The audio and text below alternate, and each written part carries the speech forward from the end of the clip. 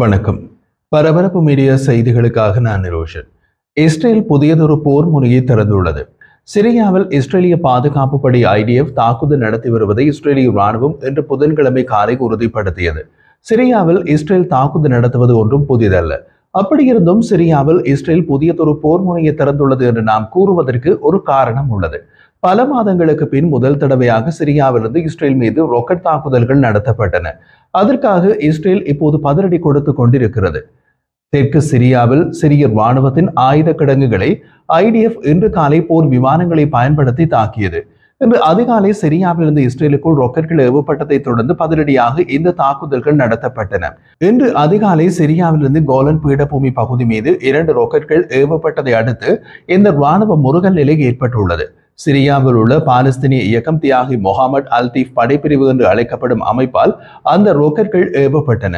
சிரியாவில் நடக்கும் நிகழ்வுகளுக்கு சிரிய அரசாங்கமே பொறுப்பு. சிரியாவுக்குள் இருந்து விரோத நடவடிக்கைகள் தொடரும் வரை அதன் விளைவுகளை சிரிய ராணுவம் தான் தொடர்ந்து எதிர்கொள்ள வேண்டியிருக்கும் என்று இஸ்ரேல் எச்சரித்துள்ளது. பாலஸ்தீனிய இயக்கம் தியாகி முகமது அல்தீப் படைப்பிரிவு என்ற இந்த அமைப்பு ஹமாசுடன் தொடர்புடையதா என்பது இந்த காணொலியை நாம் தயாரிக்கும் நேரத்தில் தெளிவாக தெரியவில்லை. தாக்குதலுக்கு பின்னர் தெற்கு சிரியாவில் இஸ்ரேலிய விமான தாக்குதல்களை தொடங்குவதற்கு முன் IDF பீரங்கி தாக்குதலுடன் பதிலடி கொடுத்தது.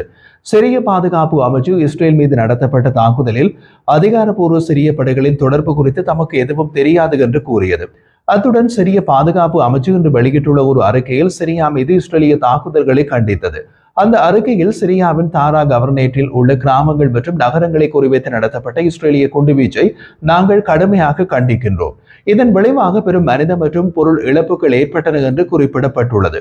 இந்த மோதல் சிரியாவின் இறையாண்மையை அப்பட்டமாக மீறுவதாகவும் அமைதியான தீர்வுகள் நமக்கு மிகவும் தேவைப்படும் நேரத்தில் பிராந்தியத்தில் பதற்றத்தை அதிகரிப்பதாகவும் அந்த அறிக்கையில் கூறப்பட்டுள்ளது.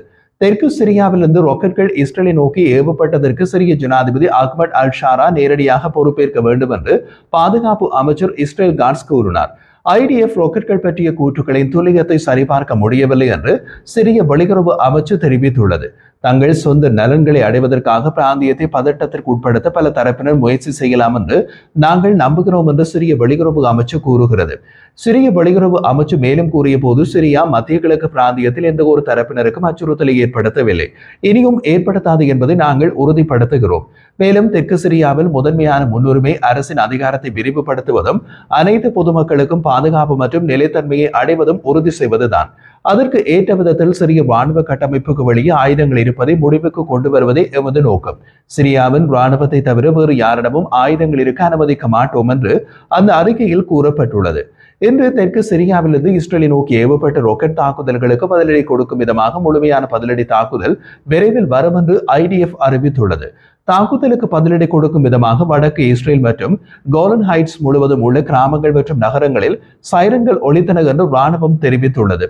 தற்போது வரை ஏமனில் இருந்து ஏவுகணை ஏவுதலும் சிரியாவிலிருந்து ராக்கெட் ஏவுதலும் ஒருங்கிணைக்கப்பட்டதா என்பதும் தெளிவாக தெரியவில்லை என்றும் இஸ்ரேலிய ராணுவம் விசாரித்து வருவதாகவும் பாதுகாப்புத்துறை வட்டாரங்கள் குறிப்பிட்டன. ராக்கெட்கள் சிரியாவின் ஆழமான பகுதியிலிருந்து, அதாவது இஸ்ரேலுடனான இடையக மண்டலத்திற்கு அப்பால் இருந்து ஏவப்பட்டதாக பாதுகாப்புத்துறை வட்டாரங்கள் தெரிவித்தன. இது ராக்கெட்களை ஏவிய தரப்பு நடுத்தர தூர வீச்சு கொண்ட ராக்கெட்களை பயன்படுத்தியது என்பதை குறிக்கிறது. அப்படியான ஆயுதங்கள் சிரிய அரசு ராணுவத்திற்கு வெளியே உள்ள இயக்கங்களிடம் இருப்பது இஸ்ரேலுக்கு மிகப்பெரிய அச்சுறுத்தல் என்று IDF தெரிவித்துள்ளது. இஸ்ரேலின் கட்டுப்பாட்டில் உள்ள கோலன் பீடபூமியின் ஹிஸ்பின் நோஃபஹலில் ஹஃபர் டஃபர் மற்றும் நசரேத்தில் ராக்கெட் சைரன்கள் தூண்டப்பட்டன. நசரேத்தில் ஒலித்த சைரன்கள் ஏமனில் இருந்து ஏவுகணை ஏவப்பட்டதால் செயல்படுத்தப்பட்டதாக இஸ்ரேல் பள்ளத்தாக்கு பிராந்திய கவுன்சில் பின்னர் உறுதிப்படுத்தியது. இது மத்திய இஸ்ரேல் முழுவதும் சைரன்களை ஒலிக்க வைத்தது. இருப்பினும் இஸ்ரேலின் லோயர் கலீலியில் இரவு 10 மணிக்கு செயல்படுத்தப்பட்ட சைரன்கள் தவறான அடையாளம் என்று ராணுவம் பின்னர் கூறியது.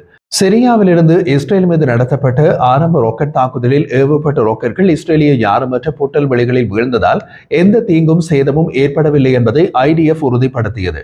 சில நிமிடங்கள் கழித்து வடக்கு இஸ்ரேல் மீது 2வது ராக்கெட் தாக்குதல் நடத்தப்பட்டது. வடக்கு இஸ்ரேலை நோக்கி ஏவப்பட்ட 2வது ராக்கெட்கள் சிரியாவிலிருந்து ஏவப்பட்டதா என்பது தெளிவாக தெரியவில்லை. தெற்கு சிரியாவில் உள்ள தாரா கவர்னரேட்டில் இருந்து எந்த ஏவுகணைகள் ஏவப்பட்டதாக இஸ்ரேலிய பொது ஒலிபரப்பாளரான கான் தெரிவித்துள்ளது. அக்டோபர் 7ஆம் தேதியின் ஜதாப்தத்திற்கு திரும்ப நாங்கள் அனுமதிக்க மாட்டோம் என்று காட்ஸ் கூறினார். டிசம்பர் 2024 ஆண்டு பஷார் அல் அசாத்தின் ஆட்சி சரிந்து ஜனாதிபதி அஹ்மத் அல் ஷாரா ஆட்சிக்கு வந்த பின்னர் சிரியாவிலிருந்து இஸ்ரேல் மீது ராக்கெட்கள் ஏவப்படுவது இதுவே முதல் தடவை. மறுபக்கத்தில் அமெரிக்க ஜனாதிபதி டொனால்ட் ட்ரம்ப் சிரியாவின் புதிய ஜனாதிபதியை சந்தித்து அவரை பற்றி சிலாகித்து கூறிய பின் சிரியாவில் அமெரிக்கா தனது ராணுவ இருப்பை குறைக்கப் போவதாக கூறியுள்ளது. சிரியாவில் உள்ள அமெரிக்க ராணுவ தளங்கள் 8 தளங்களில் இருந்து ஒரு தளமாக குறைக்கப்படும் என்று தெரிய வருகிறது. மேலும் கடந்த ஆண்டுகளில் அவற்றில் எதுவும் செயல்படாததால் சிரியாவில் அமெரிக்க கொள்கைகள் மாறும் என்று புதிய அமெரிக்க சிறப்பு தூதர் கூறியுள்ளார். சிரியா மீதான அமெரிக்க தடைகளை எதிர்பாராத விதமாக நீக்கிய சிறிது நேரத்திலேயே அமெரிக்க ஜனாதிபதி டொனால்ட் ட்ரம்ப் கடந்த மாதம் சிறப்பு தூதராக நியமித்து தோமஸ் பராக் துருக்கி தொலைக்காட்சி NTVக்கு அளித்த பேட்டியில் இந்த கருத்துக்களை தெரிவித்தார். அமெரிக்க ராணுவம் சிரியாவில் சுமார் 2000 அமெரிக்க துருப்புக்களை வைத்திருக்கிறது. இவர்கள் இருப்பது பெரும்பாலும் சிரியாவின் வடகிழக்கில். டிசம்பரில் சிரியாவின் முன்னாள் ஜனாதிபதி பஷார் அல் அசாத்தை இஸ்லாமிய இயக்கம் வெளியேற்றியதிலிருந்து அமெரிக்காவும் பிற நாடுகளும் சிரியாவின் புதிய தலைவர் அஹ்மத் அல் ஷாராவின் கீழ் டமாஸ்கஸுடன் மீண்டும் இணைந்து செயல்படுகின்றன. துருக்கிக்கான அமெரிக்க தூதரும் சிறப்பு தூதரான தோமஸ் பராக்கும் 2012 ஆண்டுக்கு பின்னர் முதல் தடவையாக கடந்த வாரம் டமாஸ்கஸில் உள்ள தூதரின் இல்லத்தின் மீது அமெரிக்க கொடியை ஏற்றினார்கள். ட்ரம்ப் நிர்வாகம் தனது சிரியா கொள்கைகளை எவ்வாறு வடிவமைக்கும், அமெரிக்கா சிரியாவிலிருந்து துருப்புக்களை திரும்ப பெறுவது குறித்து பரிசீலித்து வருகிறதா என்று பராக்கிடம் கேட்டபோது கூறினார், நமது தற்போதைய சிரியா கொள்கை கடந்த 100 ஆண்டுகளில் சிரியா கொள்கைக்கு அருகில் இருக்காது என்பதை நான் உங்களுக்கு உறுதியளிக்க முடியும். ஏனெனில் அவை எதுவும் பலனளிக்கவில்லை. சிரியாவில் உள்ள நமது ராணுவ தளங்களின் எண்ணிக்கையை 8 1 குறைப்பது அந்த மாற்றத்தின் ஒரு முக்கிய பகுதியாகும் என்று அவர் கூறினார். அமெரிக்க துருப்புக்கள் நிறுத்தப்பட்டுள்ள தளங்களில் உள்ள 2 பாதுகாப்பு வட்டாரங்கள் தெரிவித்த போது கிழக்கு டெய்ர் எல் சோரில் இருந்து ராணுவ உபகரணங்கள் மற்றும் வாகனங்கள் ஏற்கனவே வெளியேறி ஹசாகா மாகாணத்தில் ஒருங்கிணைக்கப்பட்டு வருகின்றன. ஒருங்கிணைப்பு திட்டத்தில் டெய்ர் எல் சோர் மாகாணத்திலிருந்து அனைத்து அமெரிக்க துருப்புக்களையும் வெளியேற்றுவது அடங்கும் என்றார்கள். நிபந்தனைகளின் அடிப்படையில் ராணுவ இருப்பு குறைக்கப்படும் என்றும் செயல்பாட்டு தேவைகள் மற்றும் தற்செயல்களின் அடிப்படையில் துருப்புகளின் வழக்கமான அளவீடு செய்யப்படுகின்றன என்றும் அமெரிக்க ராஜாங்க அதிகாரி ஒருவர் கூறினார். குர்திஷ் சிரிய ஜனநாயக படை SDF ஒரு அமெரிக்க ஆதரவு இயக்கம் என்றும் அமெரிக்க காங்கிரசுக்கு மிக முக்கியமான காரணி என்றும் ஒரு புதிய சிரிய அரசாங்கத்தில் ஒருங்கிணைக்க அவர்களை வழிநடத்துவது மிகவும் முக்கியமானது என்றும் பராக் கூறினார். சிரியாவில் IS இயக்கத்திற்கு எதிரான அமெரிக்க கூட்டணியில் SDF முக்கிய கூட்டாளி. SDF துருக்கி தமது எதிரியாக கருதும் YPG இயக்கத்தால் வழிநடத்தப்படுகிறது. YPG இயக்கத்தை அங்காரா சட்டவிரோத குர்திஸ்தான் தொழிலாளர் கட்சி PKKயின் நீடிப்பாக கருதுகிறது. துருக்கி அரசுடன் 40 ஆண்டுகால மோதலுக்கு பின்னர் PKK கடந்த மாதம் கலைக்க முடிவு செய்தது. சிரிய அரசாங்கத்துடன் சிரியாவின் ஆயுதப்படைகளுடன் ஒருங்கிணைக்க ஒப்பந்தம் இருந்த போதிலும் SDF தடை செய்யும் தந்திரோபாயங்களை பயன்படுத்துவதாக துருக்கி ஜனாதிபதி எர்டோகன் கடந்த வாரம் கூறினார். சிரியாவின் புதிய ஜனாதிபதி அஹ்மத் அல் ஷாரா 6 மாதங்களில் சர்வதேச அளவில் தன்னை நிலைநிறுத்திக் கொண்டார் என்பது உண்மைதான். அவர் சிரியாவை முடக்கிய பல தடைகளை நீக்கினார். ஆனால் அவர் இன்னமும் தேசிய நிறுவனங்களை மீண்டும் கட்டியெழுப்ப வேண்டும், பொருளாதாரத்தை மீட்டெடுக்க வேண்டும், உடைந்த நாட்டை ஒன்றிணைக்க வேண்டும். புதிய தலைவர் தலைமையிலான இஸ்லாமிய தலைமையிலான கூட்டணி நீண்டகால வலிமைமிக்க பஷார் அல் அசாத்தை டிசம்பர் 8 கவிழ்த்து அரை வருடம் ஆகிறது. அசாத்தை வெளியேறிய பின்னர் ஷாரா 4 அமைப்புகளை வழிநடத்த வேண்டியிருந்தது. ஒவ்வொன்றும் அதன் சொந்த சிவில், பொருளாதார, நீதித்துறை மற்றும் ராணுவ அமைப்புகளை வைத்திருக்கிறது. அதாவது சிரியாவில் உள்ள அந்த 4ம் தனித்தனி அரசாங்கங்கள். டமாஸ்கஸில் மத்திய அரசும் வடமேற்கில் தற்போதைய ஜனாதிபதி முன்னாள் கிளர்ச்சியாளர் அதிகாரமும் வடக்கில் துருக்கி ஆதரவு குழுக்களும் வடகிழக்கில் குர்திஷ் தலைமையிலான தன்னாட்சி நிர்வாகமும் உள்ளன.